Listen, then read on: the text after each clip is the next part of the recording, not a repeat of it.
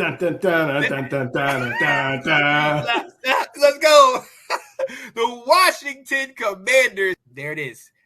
Oh yeah. So look, Nate, you know why we brought you on here, man. We pay attention to Baltimore. I think we can say that's our AFC team. You know what I mean? We love what you guys are doing. You signed your boy that a lot of people were like, oh, they're gonna sign him. This is worth it, blah, blah, blah, blah. That's all behind us. Okay. I listen to 98 Rock. Well, somewhat, obviously. I listen to 98 Rock every day, which is the home of the Ravens. And it's funny, they have a commercial. At the end of the commercial, it's Lamar. He's like, I can't wait to play these lights in the next 5 years. And I was like, bro, come on, give me some pronunciation, give me some articulation, my friend. But talk to us, man. We know about Lamar. We know OBJ is in the house. Your receiving staff is looking a lot better. But hey, talk about that defense. Talk about that O-line, that piece of the puzzle, man. Who are the Ravens in 2023? Well, I think it starts with, I think after losing to Cincinnati and in the playoffs, I think the Ravens needed to do a reset in terms of culture.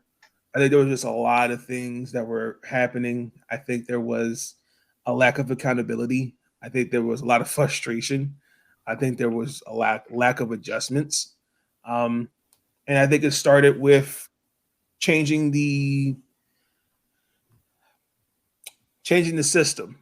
And I think getting a guy like Todd Monken, I thought was the answer, in my opinion. Because I feel like Lamar hasn't really gotten his fair dues with the offense that he's had to work with. Right. Because basically he's just kind of been contained. It's not just Lamar, it's really this offense, period. There was a couple things I did have an issue with. I was a little disappointed we weren't really aggressive in terms of really kind of retooling our defense.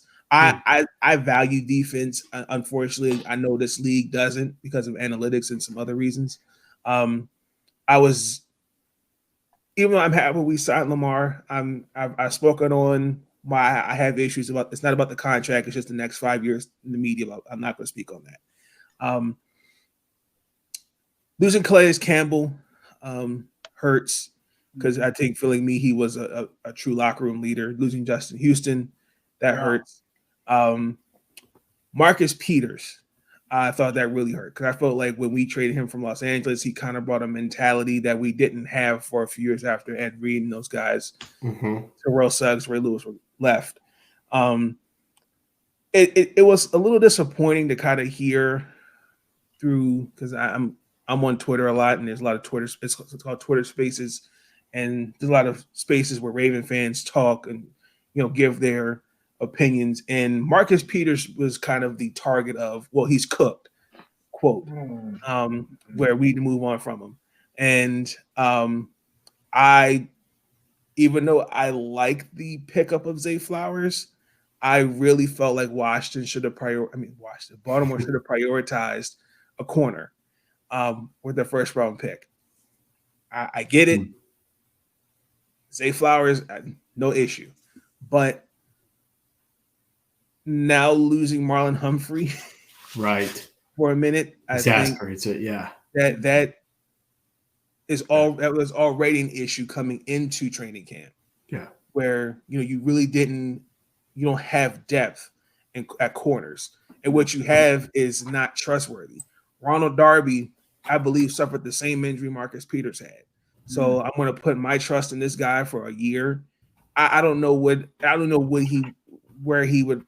I gotta look back at the tape on him, respectfully. We still have not addressed the pass rush. That is something that's very, very alarming. This is another year where it's not addressed. I do think that for me, my concern is our running game. I like J.K. Dobbins a lot, and another guy I feel like has kind of been given the boot in terms of, well, he can't stay on the field, can't stay healthy, and I feel like if when healthy, when you actually use him consistently, he show you what he can be. So I guess my questions going into this season defensively is who's going to be our sack leader? Because Justin Houston did lead the team in sacks last year. Madubuike and Calais Campbell tied for, I think it was like 5.5. We were 5th in the league in terms of sacks. It was Mike McDonald's first year as defense coordinator.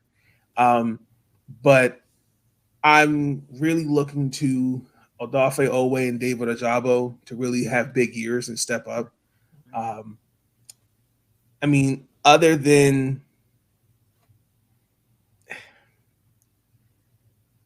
Tyus Bowser, I'm hoping will be back sometime early in the season. Patrick Queen, even though I'm not a fan of them declining his 5th-year option, I still think they should find a way to sign him. And we all know what Roquan Smith is going to be the play caller. Marcus Williams is back. So we're already at a point where we lose arguably a top corner in the league, in my opinion, with Marlon. So that's going to be interesting to see how they're going to hold the fort down until he comes back. I also do think this was interesting that we really had people tweeting Eric DeCosta's wife to say, when you're at dinner, can you please mention Jair Alexander to be traded to the Baltimore Ravens? Oh my God. Like, okay. Yeah. Is that even an option? Yeah. Yeah. So, I mean, other than that, man, I think this team looks pretty good.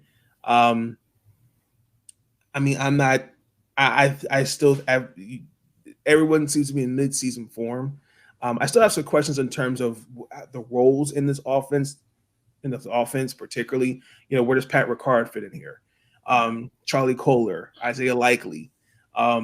How do you get Duvernay and Prochet? Are they on, last legs here? Tyler Wallace.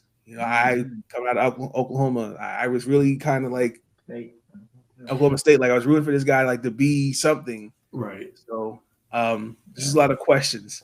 And then obviously, I think the biggest only question is the offensive line is at left guard. Other than that, everyone's solid. Ronnie Stanley, if he gets, can stay healthy. Right. That's really about it in terms of the season. I'm gonna tell you, if Charlie Kohler and Isaiah Likely don't work out, you go ahead and send them down 95. I'll take those 2 tight ends all day. These guys are playmakers, Will. Playmakers. Yes. Then is Logan Thomas still on the roster? He is. Yeah. He is. A little dinged up right now. Yeah. Yeah. So we'll see. So let me ask you this. This is actually kind of what the question is. You were some of those guys you were just mentioning are like the back end of your wide receiver depth chart. So do you feel, and everyone's criticism of Lamar has always been about passing. All right. And then a good counter has always been like, well, who can he throw to? I mean, Rashad Bateman's always injured, and it's what options does he have out there? Do you feel like Baltimore has done enough to help him out and to put him in a better spot? Are we talking this past off season? Or are we talking about since he's been in Baltimore? Right now for 2023. This off season, yeah. I mean, I think that the receivers are better than what he's had to work with in the past. Yeah. I mean, Odell, I think he can give you at least I think he could give you maybe somewhere between 500, 800 yard reception a season. Rashard Bateman, I think last year they just rushed him back from that injury. I think he came back too fast. I still think he can. I think he'll have a breakout year. Mm-hmm. Heard that. I think that they've maximized the talent. I just think the biggest issue, more than anything, was just the play calling. Like, I don't think you didn't get as much potential out of what you had to work with last year. I mean, you've got a receiver throwing in a wildcat formation, whatever the hell that was, in triple coverage. Mm-hmm. Like what is that? Yeah. Like they're running like basic high school routes. Like Lamar's had a little bit more input. Like he's saying, let's have these guys run this route, that route. So I think like I think it's more about tapping into the potential of what he has to work with. I think you can work with Duvernay, Prochet, Wallace, and those guys. I think they've done enough. Now, Odell, I still have like some questions, but I think he is a good veteran receiver to have. I think a healthy Odell I think could still be a feared wide receiver in this league, in my opinion. Oh, absolutely. Honestly, for me, I think it reminds us of Deshaun Jackson when he came to Washington, back to Washington, and he was kind of injured. He wasn't fully healthy, but when he was healthy, everybody knew he could take the top off the defense. Now he wasn't able to, fully, produce for us fully that year. We had other pieces, but Odell, I think, is going to have like that. He's not going to have to be the same Odell from the past. He can come in and just be a decoy at times because he's still going to get that respect. And I mean, DBs, if you ask DBs and safeties and corners, they still fear Odell. Odell can still ball. Sure. He was good with the Rams. Yeah. Yeah. The only thing I would disagree with this comment is when he says not getting Lamar a rider. They did do that. They did get Marquise Brown. So, and we're not going. Let's not sit here and act like they didn't force feed. Lamar didn't have force feed him the ball. He did have 1,000 yards in that system. So, I think some guys have been just hit and miss. But again, I just think it's a better system, and I think you can better utilize the talent and the potential and get as much as you can out these guys. Gotcha. So I got a question for you. So we're talking a little bit about left guard being a concern. If you look on the right side, you got some age there. Kevin Zeitler and Morgan Moses. He asked to be traded. I'm sorry, Will. He asked to be traded. There's a comment that said then traded. He asked to be traded. Yeah, he did. He made it clear he did not like the system. That's the past, though. We're talking about 2023. Yes. So talk to me about the offensive line. Is there any concern there about getting up there in age, or that's going to be key if you want a better running game, like you talked about, better Lamar. Sure. Yeah, I've always it's funny. I always kind of have this. I call it the Madden mindset. I feel like if a guy is over 30, like 32, 33. It's time to move on. Yeah. But I think Kevin Zeitler and Morgan Moses, I think, are still arguably two productive offensive linemen. Mm-hmm. I miss him. Kind of do. Gotta deal with him. I do give you those games, man. Go ahead, sorry. I do think that like Daniel Falele, I think will eventually take over at right tackle. I can actually low-key see Andrew Voorhees being a guard more than a tackle, in my opinion. But there's some guys there. I'm not too concerned on it. Biggest thing is just them staying healthy. Sure.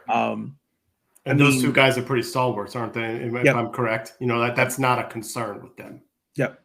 So between Josh Simpson for the left guard, Josh Simpson is another guy we have. Avonvo.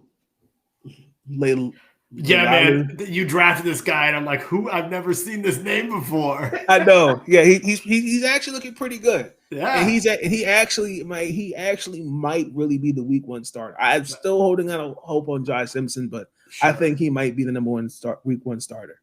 Yeah. So talk to me about then your draft picks this year. You mentioned that Patrick Queen didn't get offered the 5th year, so he may be moving on. So you drafted Trenton Simpson. So it doesn't sound like you're real excited about this. Talk to me about some of those draft picks, or basically the Ravens. What they do. They draft these guys later to say so that those other guys, they say, okay, bye. Here's our next guy to take over. Well, okay, I like the Trenton Simpson pick. I guess my biggest issue was I think Patrick Queen had a good year last season, and I get it. I think putting him in his natural position once we traded for Roquan, you saw him play better, in my personal opinion. I thought for the most part, the biggest thing is the Ravens like to do is really address depth. We didn't really have depth. In terms of the linebacking position, even defensive line position at times last year. Because, when you're relying on Justin Houston, is leading the team in sacks. Yeah. That's like Deion Sanders leading the team in tackles, and you have no depth. That's just no. So they needed depth, in my opinion. So I think that's what Simpson was for. That's what I think Travius Robinson was brought in there for. That's just how I feel. Sure. All right. So I got two questions. First one is, you've mentioned a couple of them, but beyond the obvious, who are some names that you think are going to emerge? I think you've heard, the first round pick, Zay Flowers, at wide receiver, but who else do you think is someone that I don't know your roster very well to say, hey, sure, look for this guy this season? Well, I think Rashard Bateman. I think it's a little. I think he, to me, will have a bounce back year. Again, as I said, he was, I think, rushed back too early with that foot injury. J.K. Dobbins, I think, definitely has a lot to prove, especially when he voiced his frustration on social media after the loss in Cincinnati. I think he's on a mission. Same with Mark Andrews. Isaiah Likely, I think, will have a good year. Look for Charlie Collier, in my opinion, to have a good year as well. They'll find a way to get him involved in that offense. Again, I'm hoping that I'm using them as an example, Ajabo and Owe to step it up this year. I think they've shown, well, particularly Owe, he's shown flashes of what he can be. So I'm really curious to see how he looks. But we did re-sign Broderick Washington. I think he's going to have a good year. I actually predict he'll lead on the defensive line and solo tackles, in my opinion. Justin Madubuike, I think, will fill a void that Calais Campbell left. So, other than the corners, until Marlon Humphrey comes back, right. I mean, just a prayer. Yeah, but no, they'll do fine as long as as long as it's not 2021. I'm okay. Dear God, those injuries, Yep. Dun, dun, dun, Let's go. The Washington Commanders. There it is.